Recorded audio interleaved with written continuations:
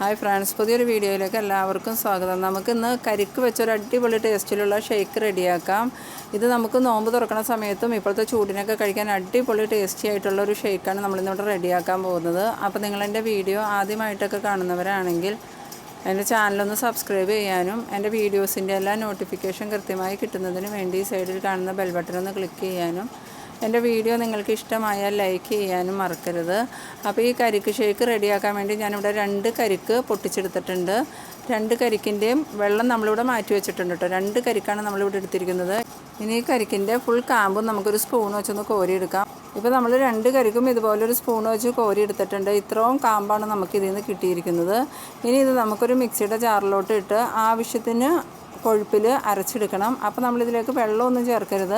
അപ്പോൾ നമ്മൾ മിക്സിയുടെ ജാറെടുത്ത് ഇതിലോട്ട് നമുക്ക് ഇട്ട് കൊടുക്കാം. അതിനുശേഷം നമുക്ക് പഞ്ചസാര മധുരത്തിന് അനുസരിച്ച് ചേർത്ത് കൊടുക്കാം കേട്ടോ.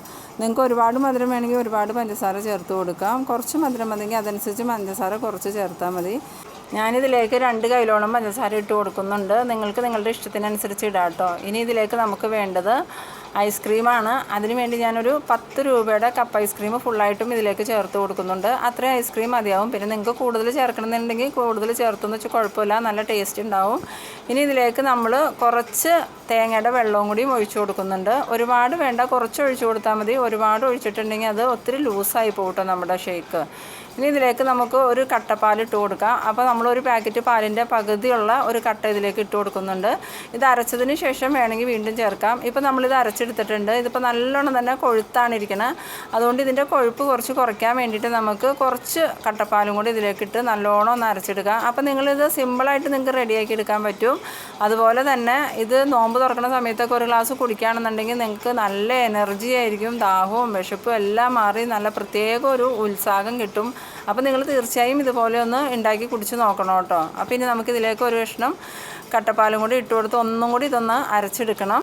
ഞാനിവിടെ ഒരു ചെറിയ കഷ്ണം കട്ടപ്പാലും കൂടി ഇട്ട് കൊടുക്കുന്നുണ്ട്. ഇനി ഇത് നമുക്ക് നല്ലോണം ഒന്ന് അരച്ചെടുക്കാം. ഇപ്പോൾ നമ്മളിത് അരച്ചെടുത്തപ്പം ഈ ഒരു അളവിൽ കിട്ടിയിട്ടുണ്ട്. ഒരുപാട് കൊഴുത്ത ഷേക്കൊന്നും അല്ല. ഇനി ഇത് നമുക്ക് ഗ്ലാസ്സിലോട്ട് ഒഴിക്കാം.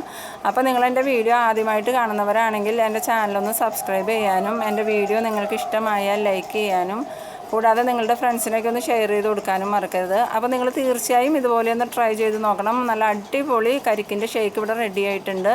അപ്പോൾ നിങ്ങൾക്ക് എൻ്റെ ഈ വീഡിയോ ഇഷ്ടമായെന്ന് ഞാൻ വിചാരിക്കുന്നു. ഇതുപോലെ ഉപകാരപ്രദമായിട്ടുള്ള മറ്റൊരു വീഡിയോയുമായി വീണ്ടും കാണാം. അതുവരേക്കും എല്ലാവർക്കും ബൈ ബൈ.